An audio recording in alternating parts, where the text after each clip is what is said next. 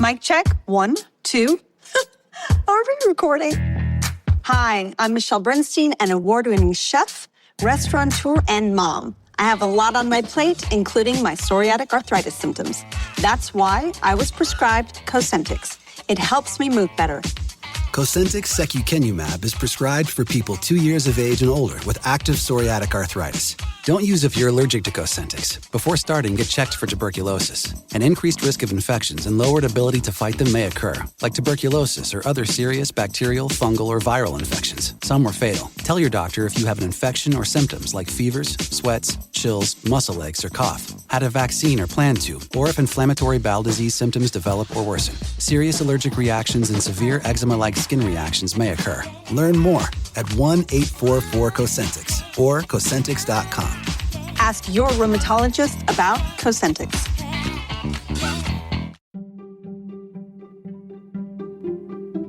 Welcome to the HCI family of podcasts. We're your source for personal, professional, and organizational growth and development. We share our own original research, explore industry trends, and interview executives and thought leaders from across the globe. Join us for practitioner-oriented content around all things leadership, HR, talent management, organizational development, and change management. Maximize your personal and organizational potential with the HCI family of podcasts.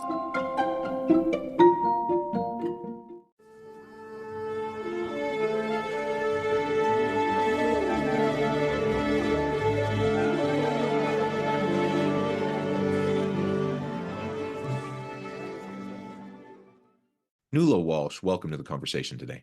Thank you very much. Great to be here. It is a pleasure to be with you. You're joining us from London. I'm south of Salt Lake City in Utah. And today we're going to be talking about Nuala's new book, Tune In: How to Make Smarter Decisions in a Noisy World. I love this title and I love the topic of this book. I think we are all bombarded with constant sensory overload and information overload nonstop.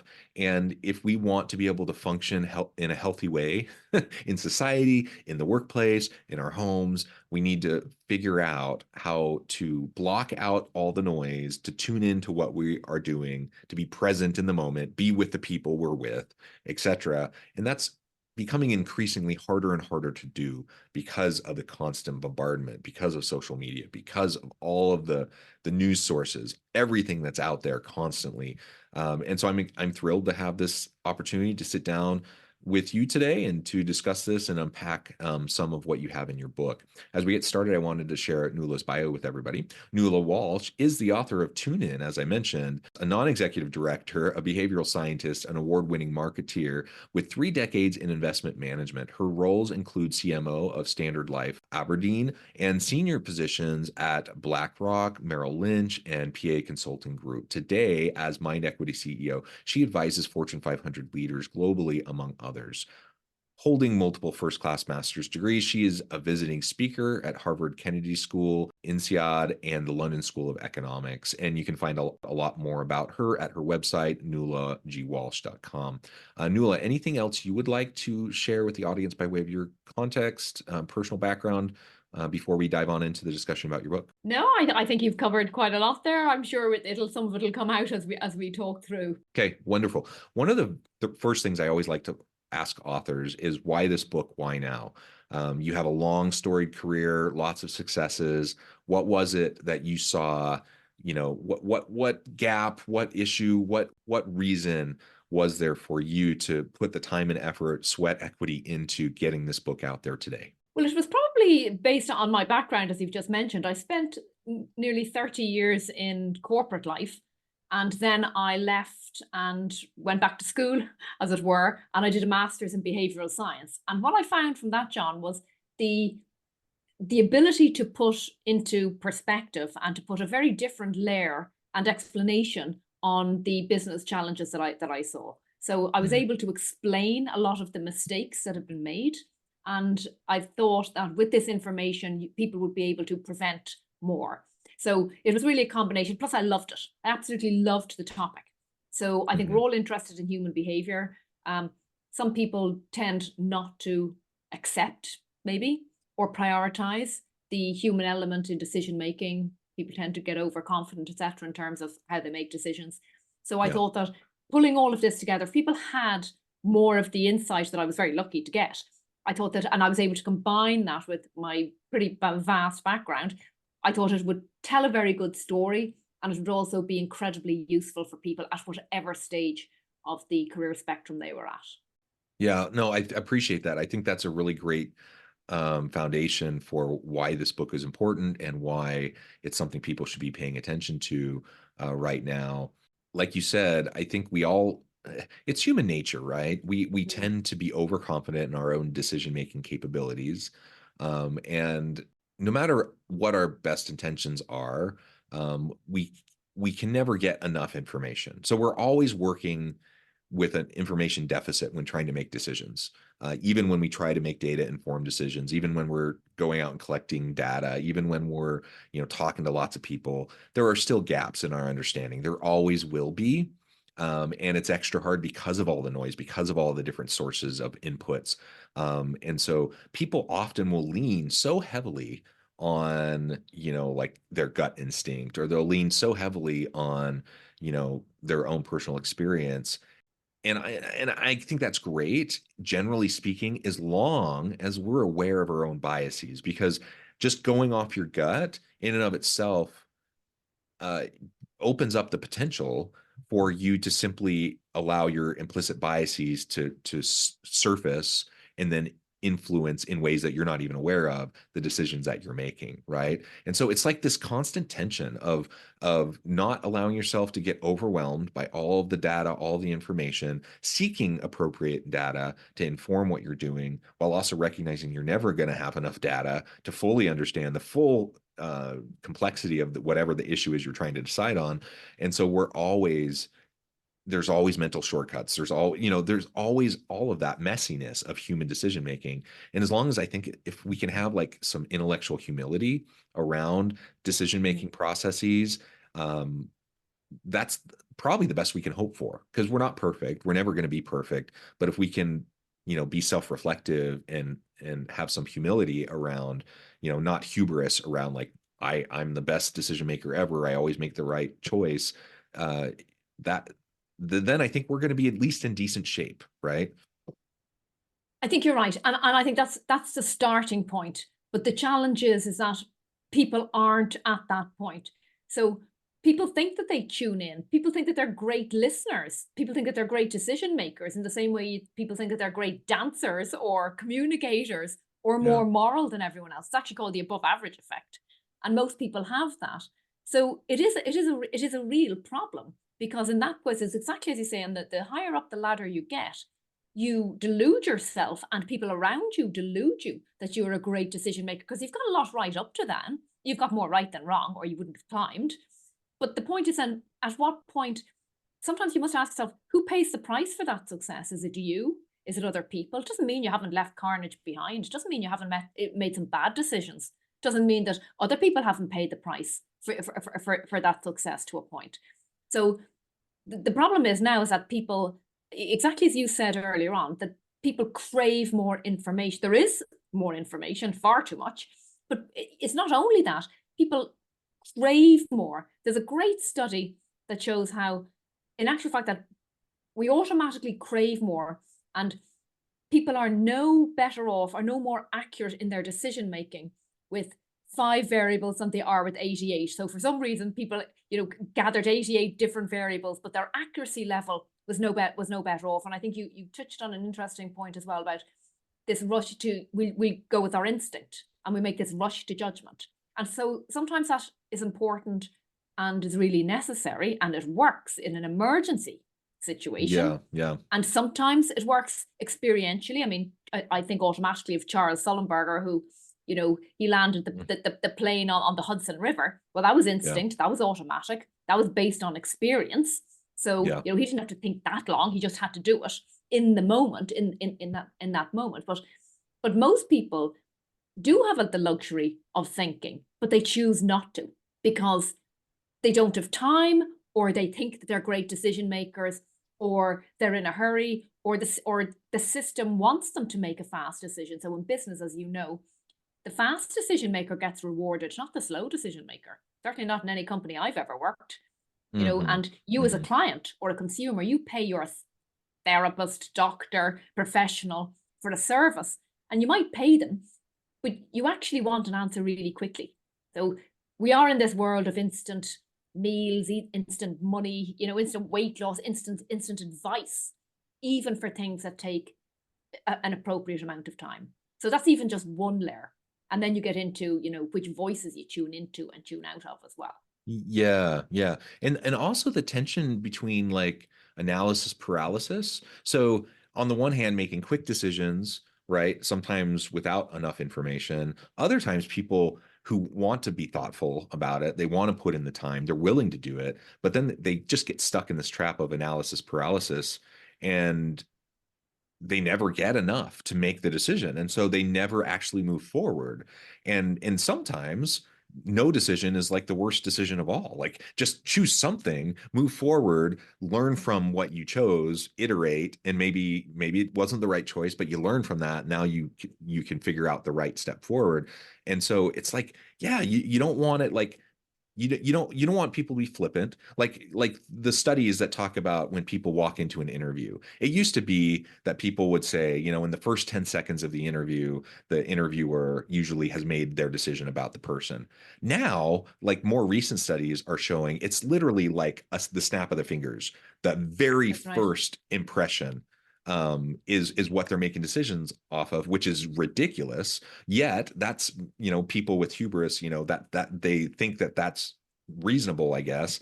And that's ridiculous. On the other hand, though, if you're never actually pulling the trigger, making a decision on something, so you can move things forward, that's harmful. And so being intentional, being thoughtful, being deliberate, but also, forcing yourself to actually move forward.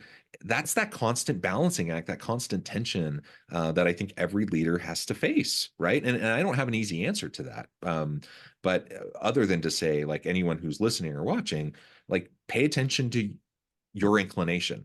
Are you the type that's like going to jump at things super fast? Maybe you should slow down a little bit. Are you the one that like takes forever to decide on anything? You probably should surround yourself with people who can help you get out of that pattern so you can make more timely decisions. And maybe that'll help us get a little bit closer to like the right balance of where we should be. You're right. And your point about how people make their decisions in the first couple of minutes and then, or seconds even, what happens if you're a juror and you do that? And, studies have shown that jurors say that 89% of jurors studied, or surveyed rather, say that they think reflectively and they consider the evidence and they weigh it and they discuss it with their fellow jurors. But then another study shows that in actual fact, only 24% of jurors change their mind. Now that is complete confirmation bias. So it could have been a trial that went on for weeks, but people do not change their mind. And we see it in business, when you're hiring someone, you like them in the first 1 minute and you spend the next 59 minutes justifying why they're a great person to hire. And we've all done it. And we've all seen the consequences of getting that wrong. And then you get stuck. Then you get stuck with someone who's bad that's hard to get rid of. That is absolutely right. But we do it and we know it. I mean, people are smart. It's not that we don't know this. We all know it. But we don't take the time and the environment. This is the thesis of the book, that we are actually tuning out more of the voices that matter, and we are at greater risk of misjudgment because it is such a noisy, busy, frantic world. And AI is not the answer to everything. Judgment really is at a premium. So this whole thing of, trying to hear the right voice and tune into the right information, not the most familiar voice or the first voice or the loudest voice, which typically we do. Rather than actually pause to reflect on something that doesn't quite feel right. Like, journalists are fantastic at doing this. Yeah. They really sniff out, what's wrong and it doesn't quite sound right. But, and here's one example. Jack Ma, I don't know if you remember this, from Alibaba, Chinese billionaire, super poster child of China. It was at the Shanghai Bund Summit in 2020. He was just about to make a speech and he got up and his opening sentence, his statements were around, well, I've come here today and I'm not really quite sure if I should say this or not. Now, that says straight away, something's telling you not to say whatever it is you're going to say. Right? These were in his transcript notes.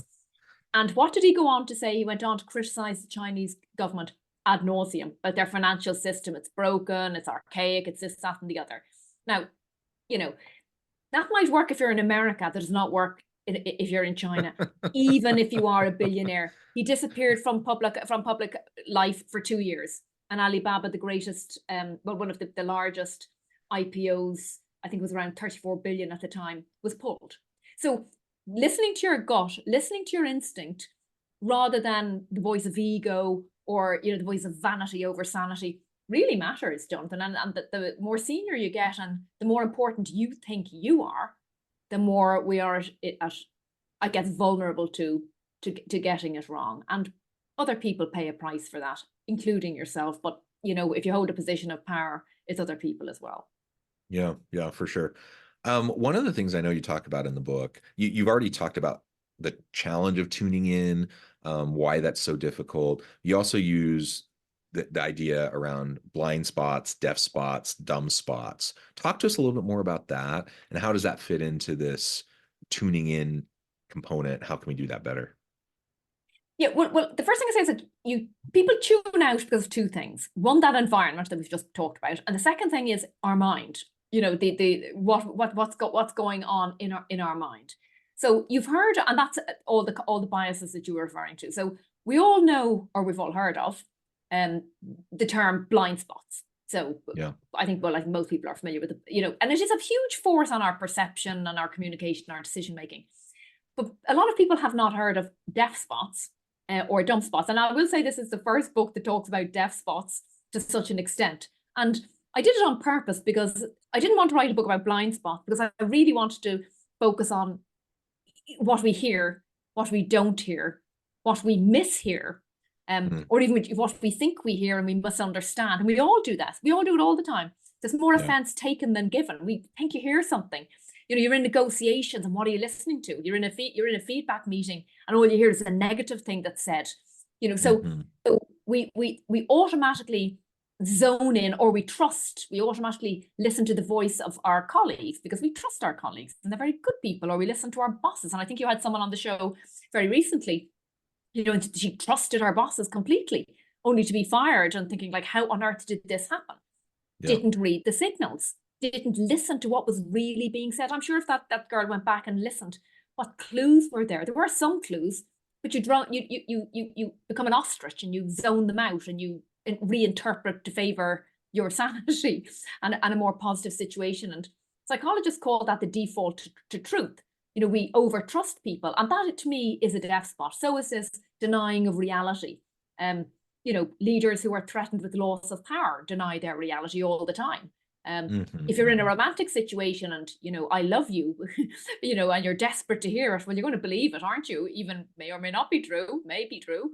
And all of these medical or these romantic scams and financial scams. So my argument is that we tune out common sense, conscience sometimes, and curiosity, and we replace it with comfort or what's convenient, or even the familiar voices. And then, of course, the third part of my trilogy of error, blind spots, deaf spots, and dumb spots, is when people are unable or unwilling to speak up. So they may self-silence or be a bystander. But when someone doesn't speak up, you can't hear their voice. So by definition, it is a dumb spot, literally, because you can't actually hear them because they're not saying anything because they're self-silencing. So this whole combination leads us to misjudge and get decisions more right than wrong. And that is the challenge I think that we face today. Yeah, well, and I really like like you said, we're all familiar with blind spots. I really like to focus on deaf spots, and I love how you're framing up dumb spots, just because we just need to pay more attention to that, and we really do just mind-numbingly dumb things sometimes because of our biases, because of our the confirmation bias, because of whatever is going on that reinforces what we want to be able to do or whatnot. And so just taking a healthy skepticism, not to just be a total downer. Nobody wants to be around someone who's constantly pessimistic and skeptical and a downer in the group, but a healthy skepticism around assumptions and like biases, and like why are we doing things the way we're doing them? What really is influencing decision making for me, for this team, for the organization as a whole, and to just have regular like dialogue around that, have feedback loops so that you can, you know, uh, be more likely to uncover when you find yourself in a trap. It's human nature. Like, it's not even a judgment. It's just like we all will be there. And so if I can just acknowledge that, wouldn't I want to create mechanisms, surround myself with people to ensure that I'm not making boneheaded, dumb decisions when I think I'm brilliant? Of course, we would want that, as long as we're not completely insecure narcissists. Like, we would want that so that we can be better leaders. We can be better for our people.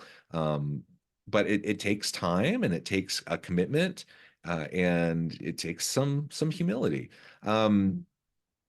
Okay, so there's so much more we could really hone in on and focus on in the book. Perhaps, is there anything specifically you would like to highlight from this work that you think is super important for anyone listening or watching to pay attention to? Yeah, well, I think the first thing is exactly as you say there, and you very kindly pointed out, which is the deaf spots. The other thing I suppose that I think is probably doesn't get noticed so much is that we're very focused on misinformation, and misinformation is, according to the World Economic Forum, the #1 global risk affecting the world in the next few years. So when I say the word misinformation, I know you're automatically thinking disinformation, fake news. That's what we think. Right. That's automatically, I think, what we think. We never think misinformation of the mind. And that is what this is. And it's a different way of looking at the same problem. And the result is pretty severe of all of this. It's not just a problem for you as in the individual.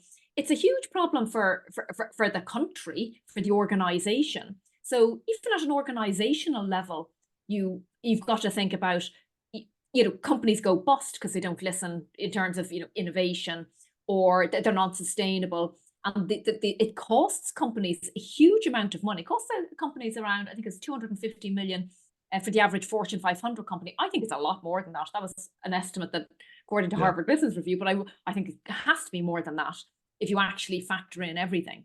So this is really costly. Companies are imploding. M&A is still failing. Medical diagnoses are wrong. People are still being wrongfully convicted, and yet we still think we're great decision makers. It's exactly that point. It just doesn't compute. So the other thing point that I tried to make in the book is that our responsibility is huge, and you don't have to be the CEO or the president. You just think in your own world what decisions you make. You hold power, and that power is really, really important. And when you hold power, you might be admired, you might not, but when you are admired, it does have a silencing effect on other people. And you have that responsibility to try and evoke whatever it is people are saying. And but the problem is, even when you have power, which is one of the perimeter traps, which I'm sure we'll get onto, is that power is that the more you win, the more successful you are, the more you fear losing, and the more you hate losing, and therefore the worse decisions you are at risk of making. And you only have to think of whether you're a Donald Trump fan or not. You only have to think that in that situation, he was threatened with loss of power, and look what happened. No, I don't think anyone's saying that was a good decision. So I don't think I'm going on either side of the fence by saying that. But the Capitol Hill riots were not a good thing by anyone's standards. So, but what happens when you are threatened with that loss of power? When you're in a company and you think you're about to lose power, do you take the misconduct route? Some people do, and a lot of people do. When you want to preserve your position, what do you do? Now, a lot of people get it right, but a lot of people don't. And this is about knowing that in a situation where you're threatened with loss of power, or you're starting your career and you're desperate to get up that ladder and be the first, and I want to be the VP, and I want to be the manager, and I want to be this, that, and the other, which we have all done, and I am certainly guilty of that one. It's that really that's when we have to be most careful and not make these mistakes. So it's a very complicated area, and the mistake is just rushing to judgment and assuming that one simple little thing is the answer. It isn't. Understanding behavior is a massive advantage for people. Yeah. Very well said, Nuala. I note the time. I'm going to have to let you go here in just a minute. But before we wrap things up for today, I did want to give you a chance to share with the audience how they can connect with you, find out more about your work, your team, where they can find your book to learn more, and then give us a final word on the topic for today.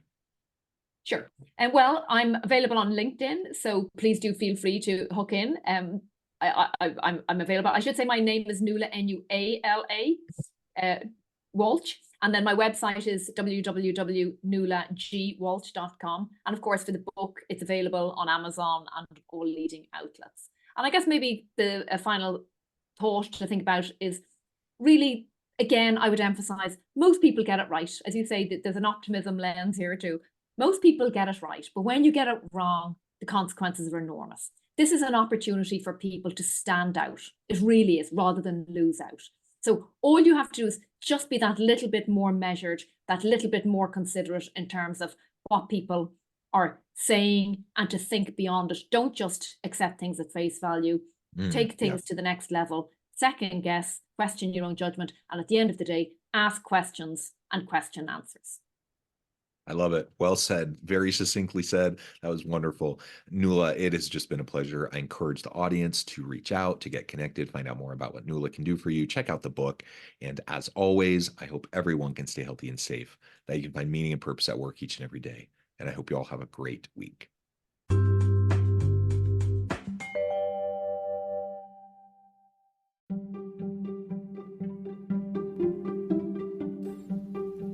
Thanks for joining us for this episode of the podcast. We hope you stay healthy and safe, and please join us again soon.